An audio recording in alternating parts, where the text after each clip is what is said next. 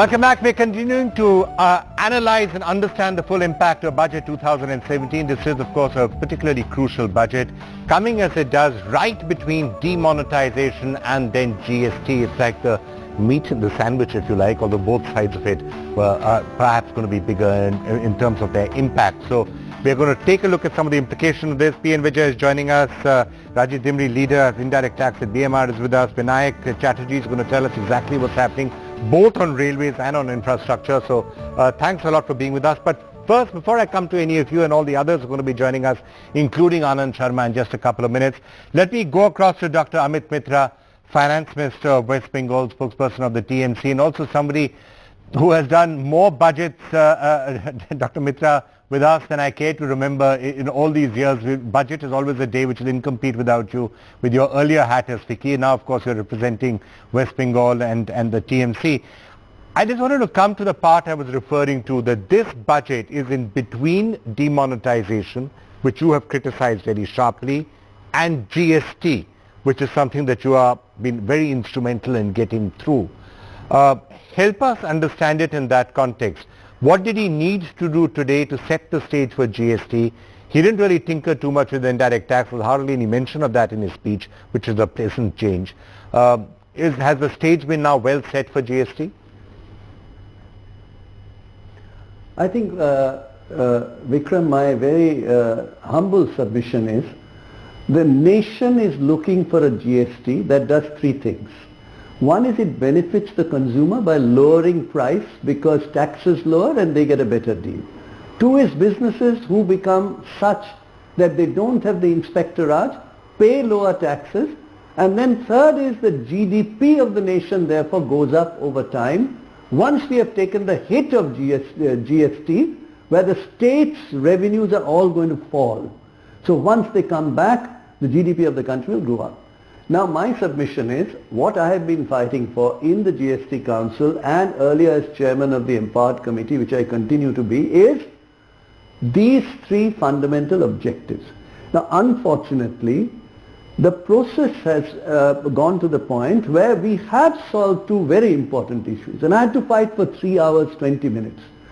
No dual control of the small guy below 1.5. Otherwise, what's the point of a GST, of a big inspectorate of centre and state? Ultimately, the Union Finance Minister agreed at least 90% of what I had said, not 100%, and the GST Council passed it. The other is interstate trade. Do you know that states were completely left out of the interstate trade? Where it is trade between states. Luckily, GST Council, after two meetings of 3 hours each, have now agreed that state and centre will have cross-empowerment in the case of interstate trade, which is called IGST. So if I we could have just gone over those hurdles. If but I could just understand that... Allow me to just say one more word. Yeah. Yes. May I just say one more word? What happened is, I wrote a letter to the Honourable Finance Minister saying there are 15 sections of the law that are still to be decided on to come back to GST. Two, very important for your listeners, fitment has not happened. What that means is 15% is your current tax. Will you go to 18% to 12%? Unless business knows that, they cannot put it into the ERP and calculate the tax to be able to be functional. All this is left to be done. So what we want is an ideal, near ideal GST which will serve all three big purposes, and that's what I am therefore representing Mamata Banerjee and my party in the Council, which we supported in Rajya Sabha strongly, as you know, on GST. And I would like to see an end of that. So whatever needed to be done from the budget point of view, because no doubt we will have hundreds of discussions on the GST before it is actually launched, whatever needed to be done in the budget, whatever you were looking to be done in the budget to ensure that we can have a successful and smooth GST on the 1st of July, hopefully, and no further delays, has the Finance Minister done whatever was expected of him? Unfortunately, Finance Minister, as you correctly said, Vikram, at the beginning, did not address the indirect taxes at all. Because he was expecting that at some point we'll have GST, and he didn't want a conflict between the indirect tax law changes in this budget and what GST will bring indirect taxes. that is goods and services taxes. So he left that out. My concern is this. The budget should have started with the other factor you mentioned, which is demonetization. Budget should have started with the ecosystem of a falling GDP. By the way, the capital formation of the private sector, that is investments, have fallen in 2016 by the sharpest amount compared to the last 5 years, before demonetization. Therefore, budget should have defined itself in terms of this process. Unfortunately, it didn't do that. It's almost in denial that there is a GDP decline, that the supply chain of the entire process from ground zero up, say for example power loom, 12 lakh power looms are closed in Maharashtra, which means the supply chain has been destroyed. What are you doing to do that? Unfortunately, I heard a new narrative today in the budget. Originally black money and so on and so forth, you know. Secondly came cashless. Then that's why demonetization. Thirdly came less cash. And fourthly came GST, which is what you mentioned. And today in the budget I heard a new narrative called data mining out of demonetization is going to help us a lot in terms of increasing tax base. The government has to first decide which is the narrative. It's not just in the budget, they've been saying it for the last 2-3 weeks. So, but I heard it in the budget for the first time officially on the floor of the parliament. Alright, so final thoughts from you, Dr. Mitra, overall ranking of the budget then that's set, other than demonetization and GST, your take on the budget. Let me just say one more word, railways.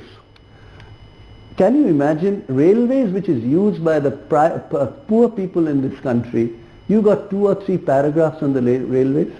By integrating the railway budget with all the railway ministers, including Mamata Banerjee, Mr. Prabhu last year, I was very disappointed. On the whole, I am deeply disappointed that this is a budget that is directionless, which does not lay out the macro foundation, and of all people in the agriculture sector, you give 10 lakh crores without 92% villages having banks.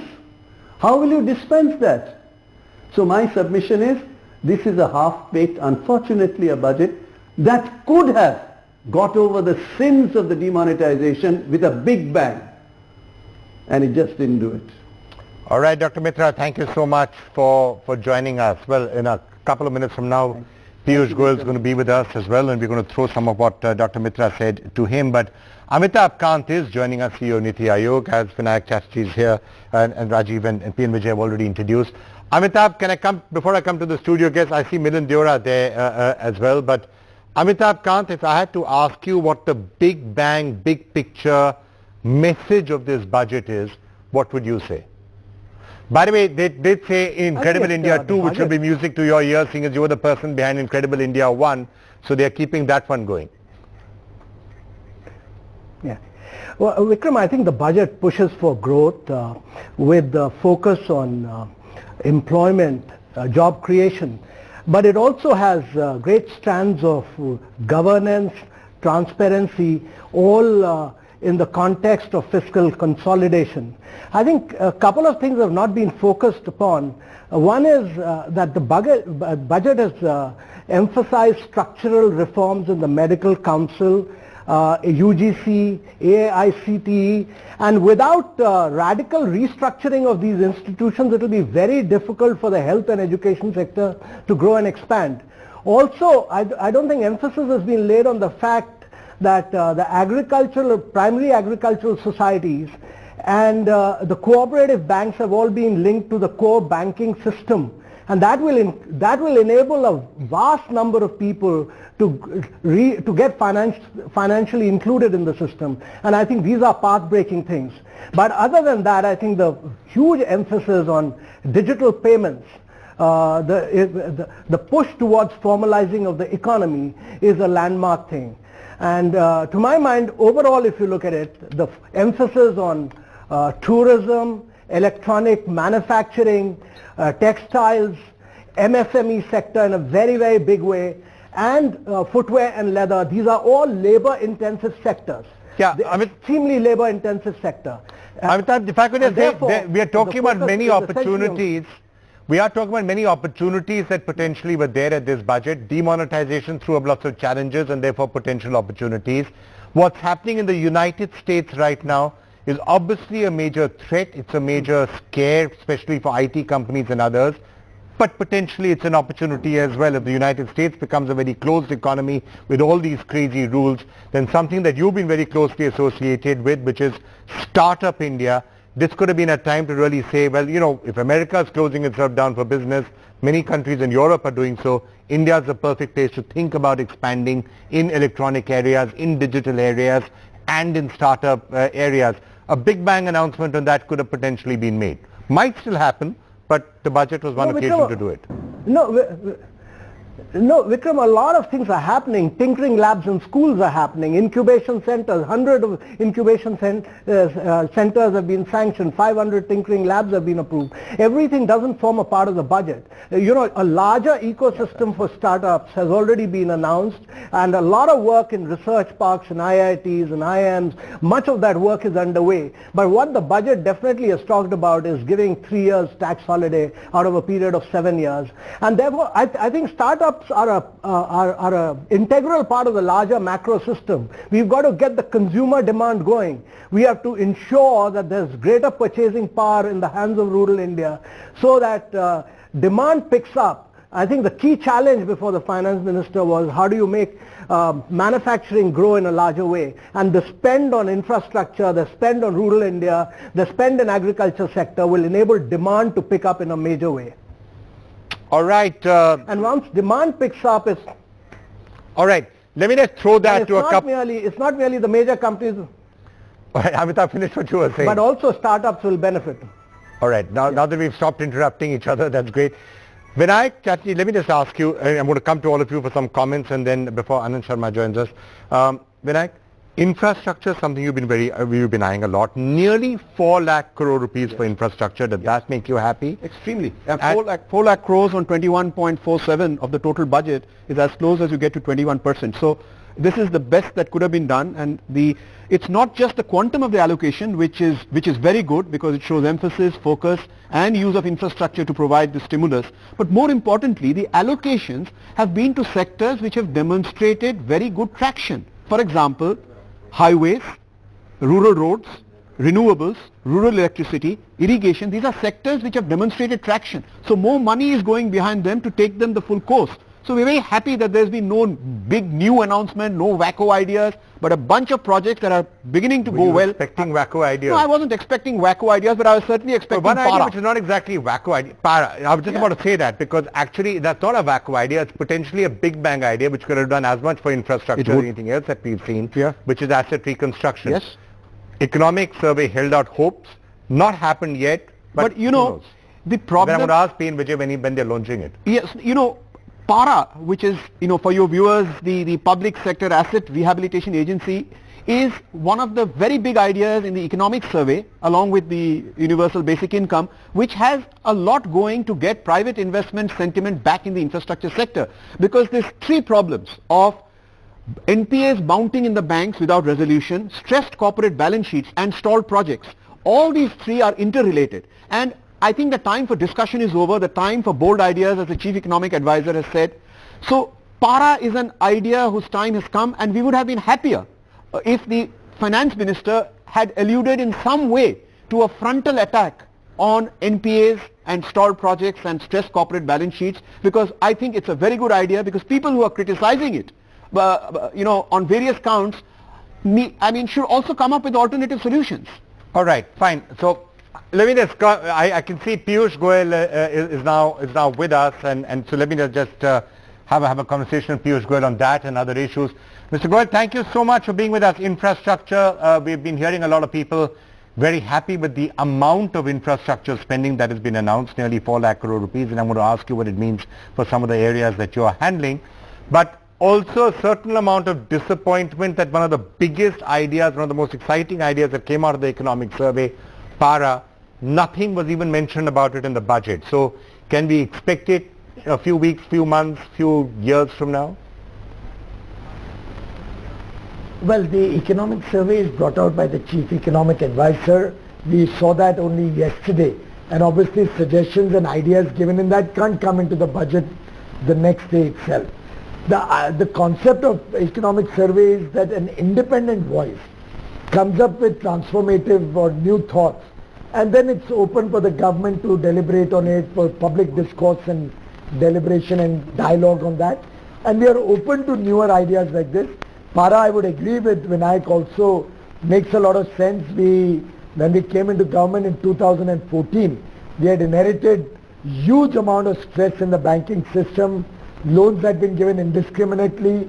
A lot of projects were stressed and stalled, and interest upon interest was mounting up on them without any end in sight.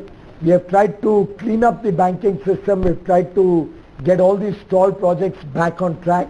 But obviously that has left behind a lot of difficulties along the way, which we had inherited, but we will have to deal and tackle with it. And I'm sure this bad bank concept, in a way, is a possibility that we could consider in going forward. But essentially, if I can ask you that, because if you look at across the power sector, then in other areas like roads and other things, it's a core, the people have just taken on too much debt, and that therefore the public sector banks are also struggling to pay that back. So what are the other steps that you think you heard in the budget today that will go to unblocking some of these and really get private investment also flowing together with the public investment that you have committed to? Vikram, there are 3 or 4 important aspects that I'd like to highlight. One, from 14 itself, we have been working to support the states to improve their distribution companies, to improve their electricity infrastructure. The Deen Dayal Upadhyay Gram Jyoti Yojana, the IPDS, all of these were meant to support the states to improve their infrastructure, reduce power theft, reduce losses. And post Uday, Ujjwal Discom Assurance Yojana, I am delighted to share with you that Haryana, South Haryana is the first Discom to turn from loss to profit. Rajasthan, which had inherited 15,000 crore rupee annual losses in 2013 when Vasundhara ji became Chief Minister, is working transformatively to eliminate that loss, and I think by next year or latest by the year after, it will start turning a profit. Okay. While simultaneously increasing the supply to the consumers. Also the growth initiatives, infrastructure spending, rural development, big thrust to affordable housing, all of these initiatives are bound to help power demand grow even beyond the 6 or 7% it has consistently grown over the last 3 years. All right, we will no doubt come and have further conversation on the state of the economy, but because we are discussing the budget, one specific thing that I wanted to talk to you about, the broad thrust, and this is what we've been debating for actually all day long, that the finance minister made a statement that made many people feel that there's some big bang announcement coming out here. He very correctly identified the core problem with taxation in India, which is that a very small number of people actually pay taxes.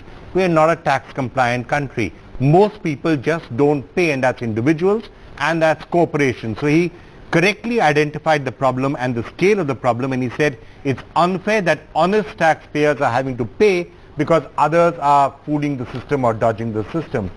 After all of that, perhaps people were expecting that we would see more announcements on that, which would reward honest taxpayers and, you know, cracking down on the non-compliant guys, ones that I think you're already doing. Do you think more could have been done along that lines? Actual specific steps to make it very easy for people to pay their taxes, moderate tax rates, be compliant. That's it. Well, very clearly, he has tried to make a beginning towards that direction. Corporates with a turnover up to 50 crores have got a significant reduction of 5% from 30 to 25%.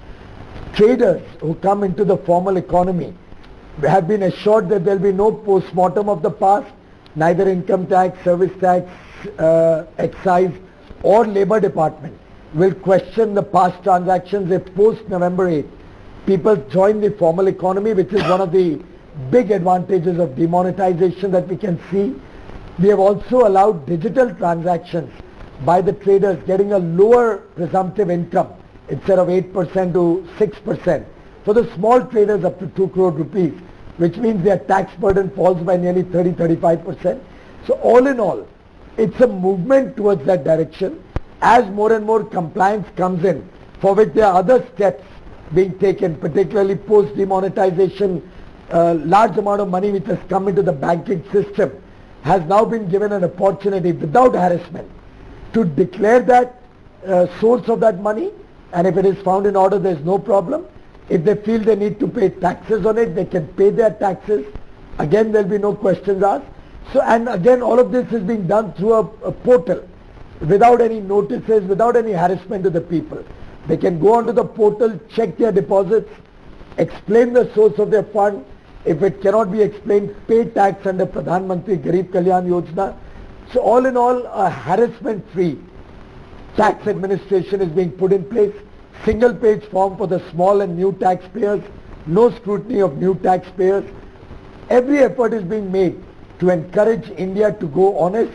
Political party funding is being encouraged to become more honest. Yeah. As these steps bear fruit and tax revenues go up, we'll have the ability to further give tax concessions to the people. Yeah, because I think the logic of it, which eluded some people, is that if, as the finance minister said, there are only 1.7 lakh people who are declaring an income above 50 lakhs, and that's a shockingly low number. He's correct. If 2 crore people are flying abroad, 1.25 crore cars are sold in 5-year period, then it's crazy to believe that only 1.7 lakh people actually earn more than 50 lakhs. The logic would be to have rewarded the 1.7 lakhs who are actually doing it, rather than to put a further surcharge on their head.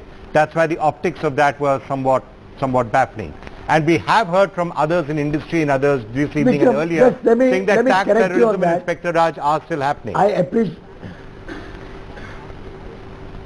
I appreciate your point about rewarding the people who are in the higher tax bracket, but at the same time there is a certain responsibility also. Yeah. I think you and I probably also fall in that tax bracket. And I think a little more money spent, which will ultimately go for the welfare of the poor and marginalized sections of societies, which will help encourage investments in infrastructure creation, which will help give a boost to the economy through low-cost housing for the middle class. I think these are noble objectives for which large amounts have been allocated. Growth of 26% in the allocation for rural development, 20% in the allocation for agriculture and allied services, a huge amount of spending in infrastructure, 3.96 lakh crore. All of this portends well for the economy. Okay. When the economy and the country does well, I'm sure people in the tax bracket of 50 lakhs and up to 50 lakhs to 1 crore will also get a better deal in life, better quality of life and more opportunities to earn better money. So I think it's a fair trade-off. A little bit extra tax that we pay helps the economy and helps the people of India.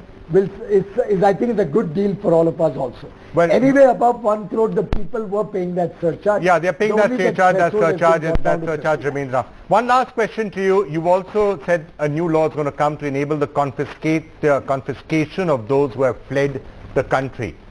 Is that something that we can expect to see in place fairly soon?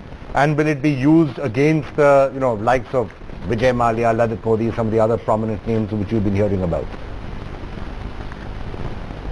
Well, quite obviously the fact that the Honorable Finance Minister has given the background of the decision to bring in this new law and then announced that he'll be shortly coming out with it lends credence to the fact that we will see this law coming up before Parliament for its parliamentary scrutiny, and I do hope this will help us tackle the problem of absconders and the recovery of money from such absconders. All right, Piyush Goyal, thank you so much for talking to us and shedding some light on what some of the thought process was, and we're going to continue to watch closely all the reforms and the other steps that will no doubt continue to be taken going forward. Let me just get a reaction to some of what he said from Anand Sharma, former Union Minister of Commerce, Industry, one of the senior most Congress leaders. Your overall reaction and takes to what we've heard. You see, I would like to give my views, not only react. Yeah. But to what the Finance Minister has said or done today. Yes, of course. You see, this budget per se had raised a lot of expectations because the government had windfall gains and the banks were flush with funds, which were people's money, most of them unbanked, poor people in rural areas, salaried class, which have been taken from them, money rationed, and the money is now with the banks post demonetization. But the budget as such is not growth oriented. it lacks a roadmap for job creation. There's no roadmap to revive manufacturing. When you look at the fundamentals of the economy, we cannot separate those. Whether it was the economic survey which refers to that and the budget speech of the finance minister. Can I just ask you those about the windfall gain that you mentioned? Because you're right, demonetization was supposed to have had a windfall gain for the government in two areas. Number one, the Reserve Bank of India, there are liabilities that go away because some notes are not surrendered. It's not yet clear because we haven't got the numbers from the government. To apparently 95% have come. Even in terms of the taxation, we don't know what the windfall gains. So we don't know what the windfall gains are right now. No, I will come to that.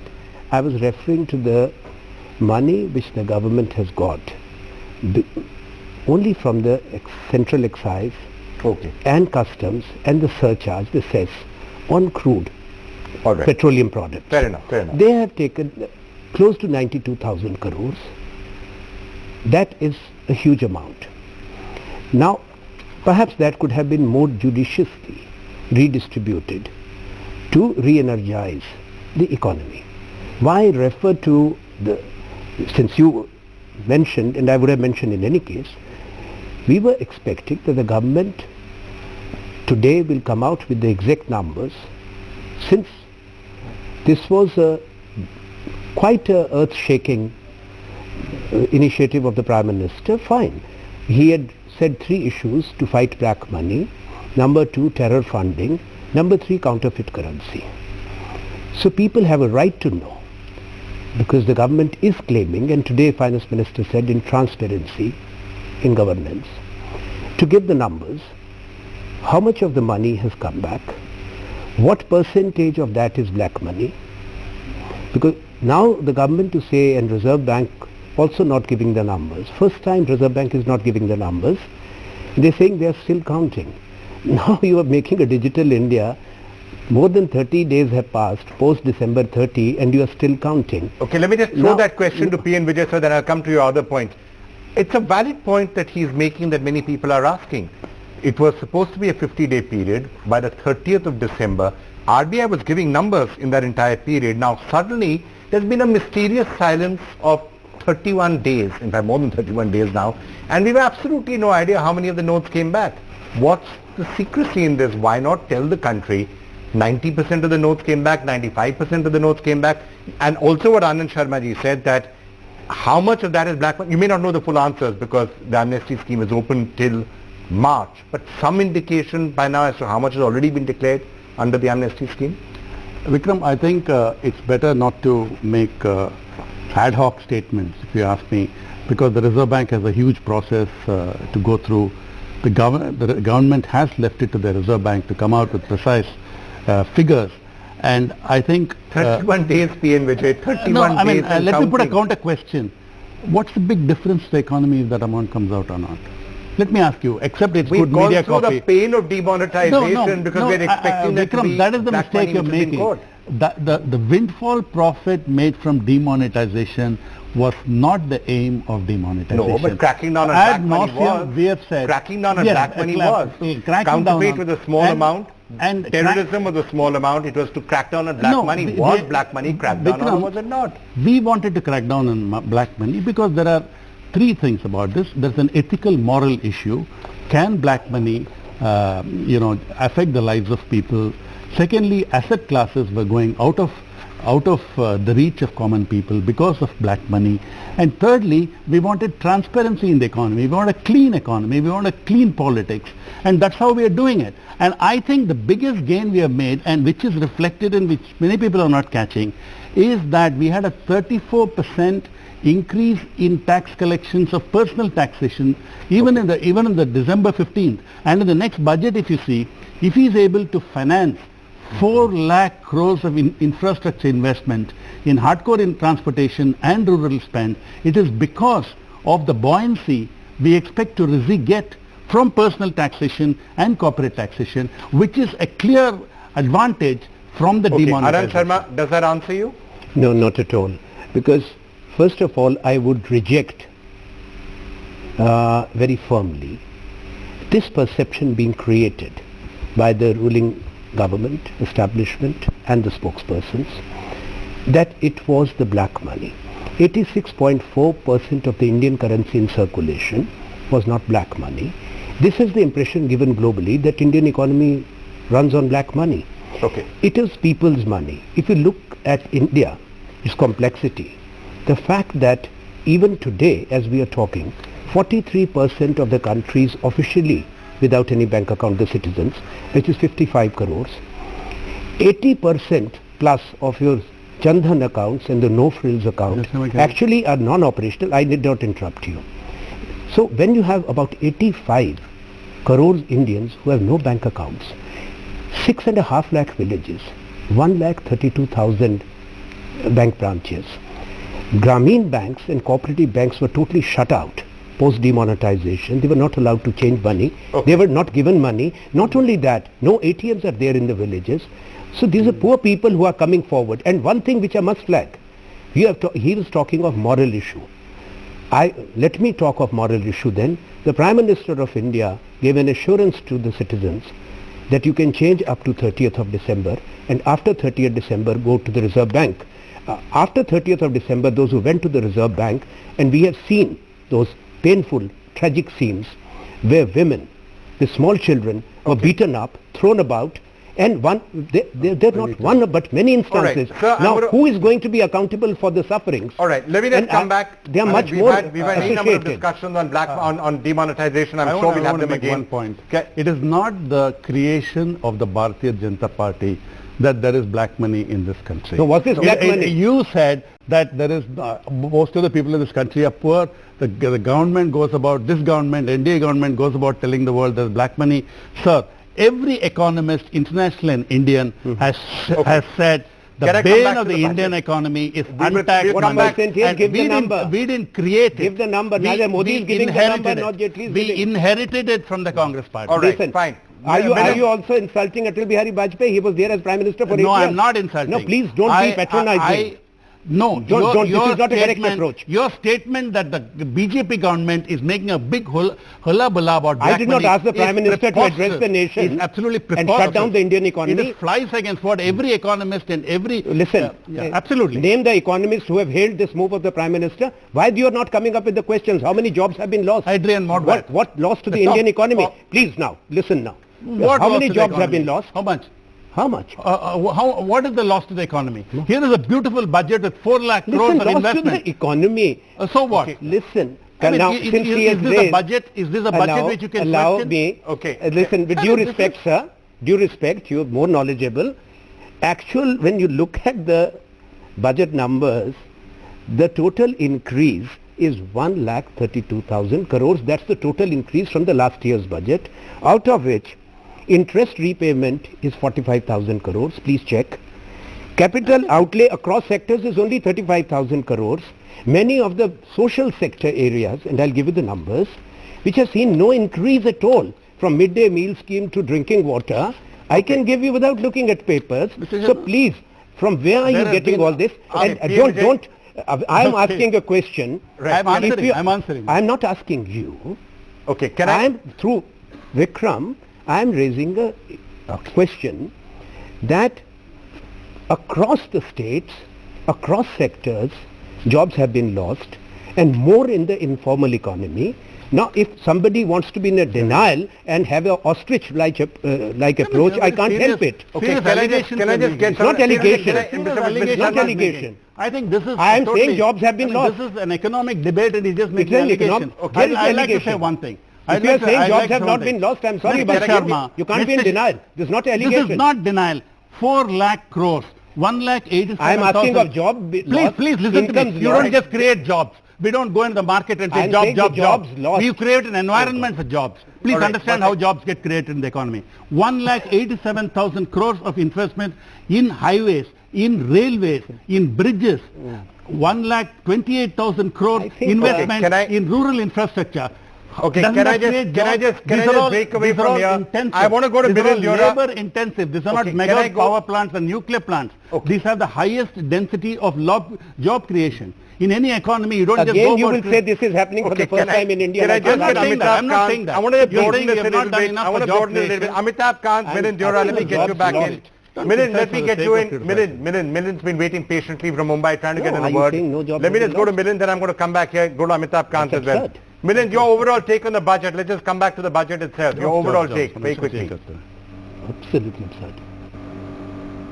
You don't give jobs, sir. But I think, Vikram, listening to the panelists on your discussion, especially Anand Sharma ji and others, I think it's fair to say that there were some hits and some misses. I think for me personally, the hits was the fact that this government is trying to widen the tax net. That's good for India. There was a discussion on bringing parties together to improve, reform political funding. You did reduce corporate tax for the small medium sectors, small medium enterprises, which you obviously left out large companies as was expected and anticipated. But I agree with Anand Sharma ji's view, which is it's very important for us to discuss and debate demonetization. I think what this government did, and I don't want to accuse them of either hubris or of denial, but it's one of the two that they just overlooked what happened with demonetization. They failed to explain and provide a consistent narrative over the last 2 or 3 months as to why demonetization took place in the first place. What are the real impacts, detrimental or positive, of demonetization? We all know GDP has been hit. We all know the economy has been jolted. We do agree it's probably for the short term, perhaps for a year, maybe a little longer. But it's very important for a country like ours to discuss and debate why this happened in the first place and to plan ahead in terms of what are we doing to buffer the economy, to create jobs, to grow the economy again in the backdrop of that. And I think what I've been hearing in the last few hours since the budget was presented from different ministers is that we're spending so many lakh crores on infrastructure. We're going to encourage so much investment. But I think one important point that hasn't been discussed, and I can say that with confidence coming from Mumbai city where India Inc. is headquartered, is that business confidence is still relatively low. If you talk to India Inc., people are nervous about investing. Credit offtake is the slowest and the lowest it's been in decades.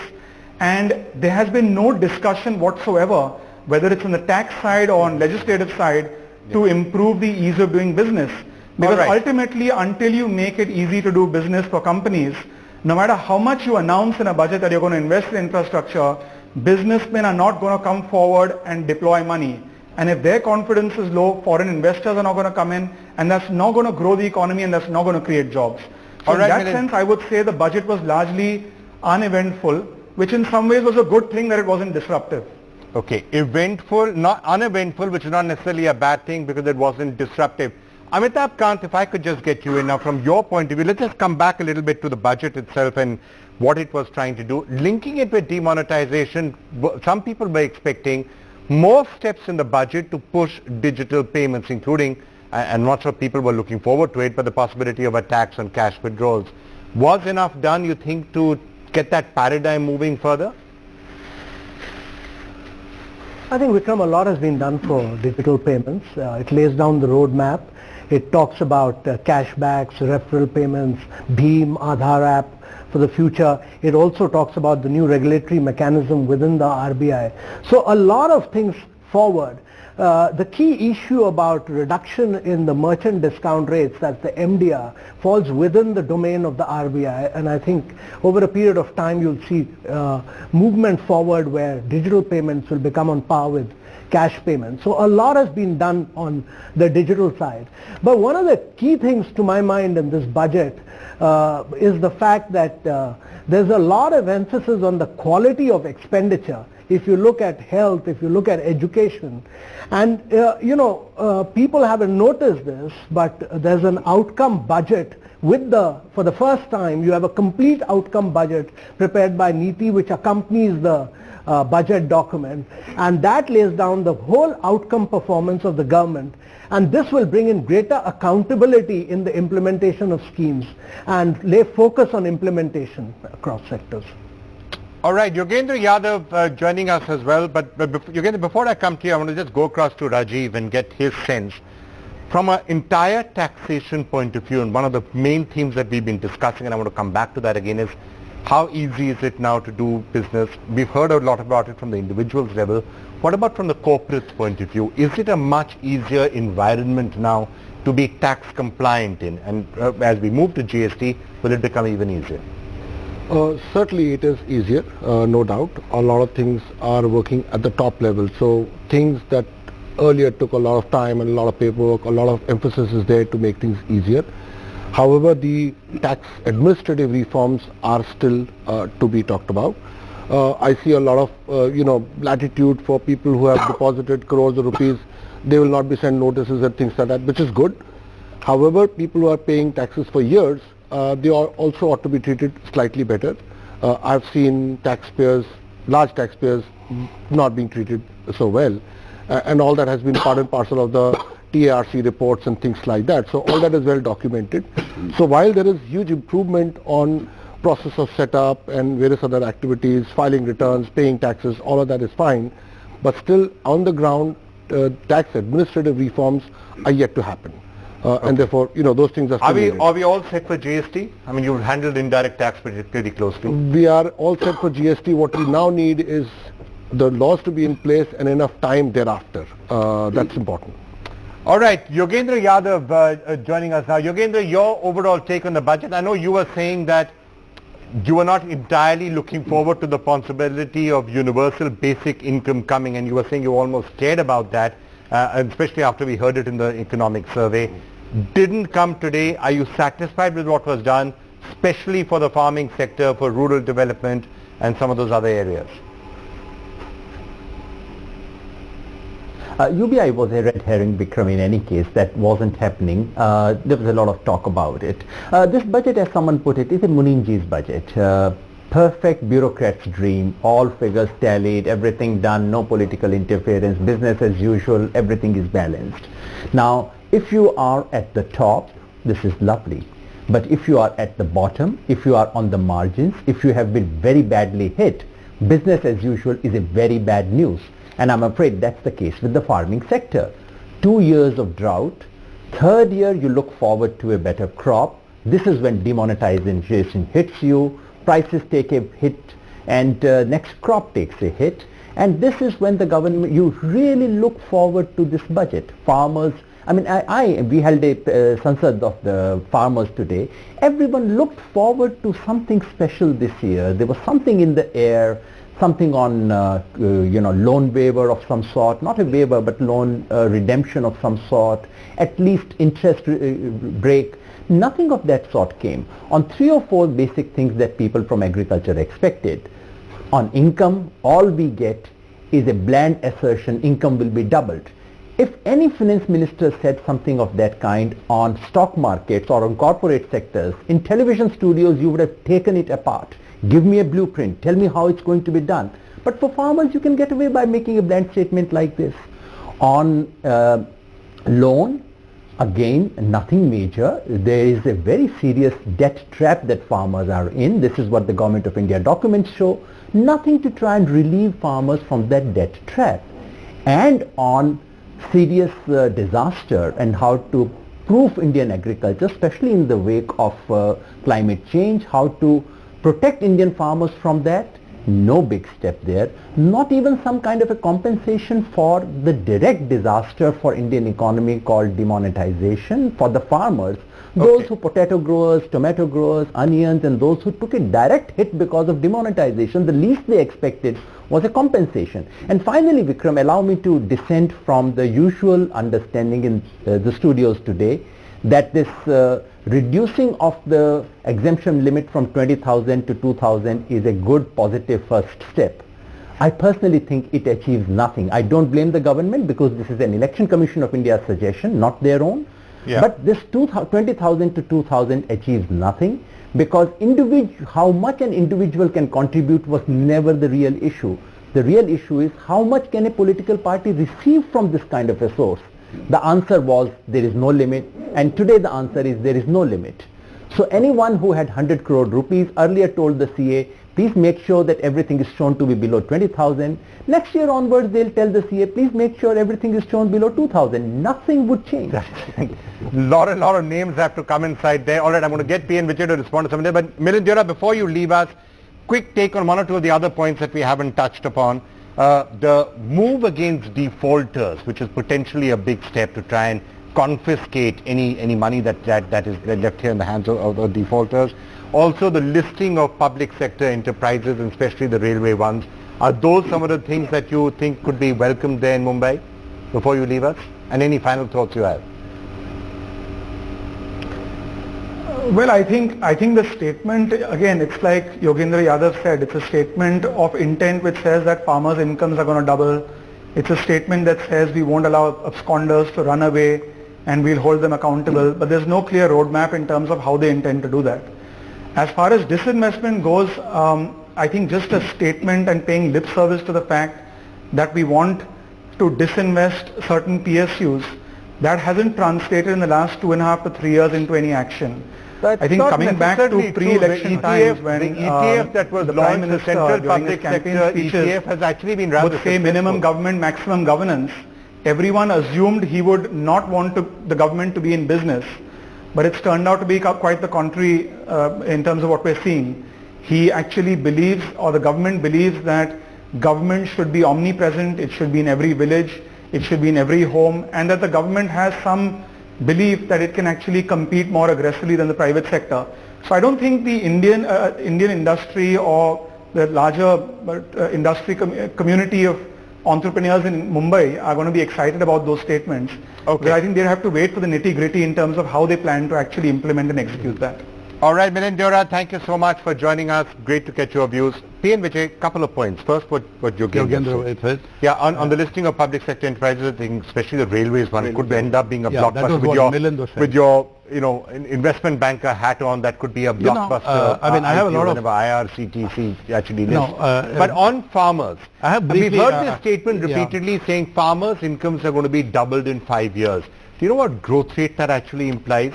Can you tell us what you're talking about? Is it nominal? No, it is not the GDP growth, it's the income we're talking about. But what I'd like to take on is, since we are discussing this budget, and Yogendra Bhai, I have a lot of respect for his analytic skills.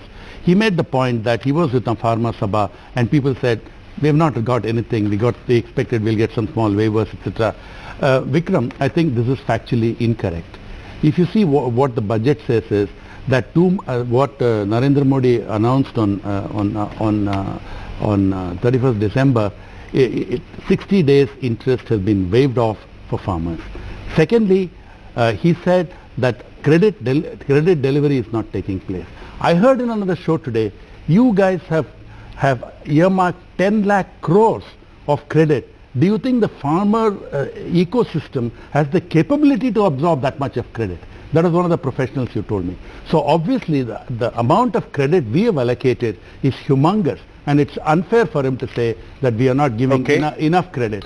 And thirdly, on what Milind was saying, if you looked at what the disinvestment ministry has been doing last 12 months, after Niti Aayog separated out units which are ready for disinvestment, they have a whole list of disinvestments. And for the first time in this budget, apart from disinvestment target of 43,500 crores, we have a strategic disinvestment target of 15,000 crores, which is a new one. And I'm sure these are not big numbers that they're not capable of achievement. So I think there is a game plan out there and people should watch out what exactly we do. Okay, before I come to Anand Sharma to get his views on that, Yogendra, do you want to respond to what he said about the farming sector?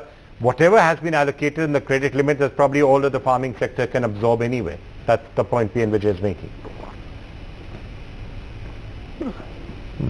On the credit limit, I think it's only fair to say that there's nothing new about this declaration. This happens in every single budget. The figure has been going up from 7.5 to 8, 8.59, and this time from 9 to 10.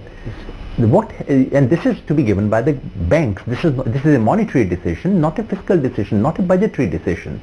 How much it would have been a budgetary decision if the government said, all right, we would increase interest subvention.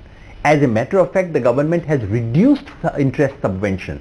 Last time they have actually given interest subvention of a higher order, and in this budget they have actually reduced from what was given in RE 2016-17. That's a fact. So the government has actually reduced these things. On income question, doubling of income, as Vikram was asking, all I want to know from the government is, tell me, is it nominal income? Are we talking of real income? For the last 1 year, this elementary question has not been answered. What is going to be doubled? Where is the blueprint? So actually, can I ask that question? Is it nominal income? And the difference between the two is nominal includes inflation. real income, if farmers' real income is doubled in 5 years, it will be a miracle, especially because a couple of years have passed already. How are you planning to double it? No, I think it's not too impossible. When after all, what does a farmer get now? Say, what's his per capita income? If you put more inputs into the system, if you get all this investment going in rural roads, and then he has other supplementary incomes. Even after the doubling of the income, he will be below the national average. So if we want to take the national doubling it within 5 years, you're implying... No, you're not talking about the growth of the farming sector. We're talking about the income. Are you saying real income? Are you saying nominal income? Let's get it clear once and for all. Nominal income. I get my salary in nominal income, not inflation corrected. Okay. Corporates bring out their balance sheets in nominal income. All right, can I get... Nobody in India... We are almost out of time on the show. So Anand Sharma, can I get... Anand Sharma, let me just come to Anand Sharma. Sir, yeah. Now let's get some final thoughts from you. You see, there are a couple of things I need to flag. First of all, this Manrega allocations. Today's budget has taken it above 500 crores. That's it from the revised estimates of almost 47,500. Now the increase is because of rural distress and the fact that farm labor, factory labor, construction labor, they have all gone back to the villages, and people are claiming their legal entitlement, because Manrega, government cannot refuse, the work cannot be refused for 100 days. So it is not a largest, it should be put in the correct perspective. It is how the rural economy and the poor Anandji, can I add have been one hurt. thing? Please allow me to complete. Is that Yogender? Please come in. Sorry, I did not see you. Anandji, I just wanted to say it is also a result of a Supreme Court order. The government has no option. Correct, that's what I was saying. It's the right of the people. It's interesting you are like Yogender to interrupt. No, but the second thing which I want to tell you, my enemies, Finance Minister, in politics there are no enemies. For you, really? I may be an enemy. Okay. But now, what I need to say, that tax to GDP ratio, Finance Minister referred to, you referred to, and rightly so. Every Finance Minister has tried to make an effort to widen the tax net. India must widen it. India should become more tax compliant. But at the same time, two things need to be considered. Direct taxes must increase, indirect taxes must come down. We have one of the highest indirect tax rate in the world. Okay. Second thing which I want to flag is about the government taxing, whether it's 30%, corporates 30%, indirect taxes you are close to 58%. Now, what is the ratio to GDP of the social security allocations? When you look at other economies where tax compliance is higher, social security is ensured, unemployment allowance is given, you won't have to see this distress and suicides in large numbers when there is a failure of a monsoon or the crop failures, any other issue. And those are the larger challenges which have not been addressed adequately. All right, just enough time maybe for a line each from both of you. Vinayak, any last thoughts you want to add, not just on infrastructure but also railways? No, railways, I think for the first year when the railways budget has been merged, there's been insufficient narrative in the finance minister's speech. So we have analysts scrambling to ask the simple question, what is the operating ratio? And because that was not mentioned, there's a lot of speculation that it may be way off the mark and people say 110, 120. I made some discrete inquiries with the powers in the Rail Bhavan and I understand the figure is 95%, which is not bad news. All right, but I'm afraid we're going to have to end our analysis of the budget right now because we are soon going to go across and join Pranoy in Amritsar where he is following what's going to be happening with the Punjab election. I guess one of the things is that this could have been perhaps more of an election budget, so that's something which maybe the opposition would give the government credit for, that it wasn't as much of an election budget as it potentially could have been. So I'd like to thank you all so much for joining us with our analysis of the budget so far. We're going to slip into a break and then when we come back, we're going to be in Amritsar. Pranoy and others are going to be taking us through what's happening there in the election campaign. We'll be back in just a few minutes. Don't go.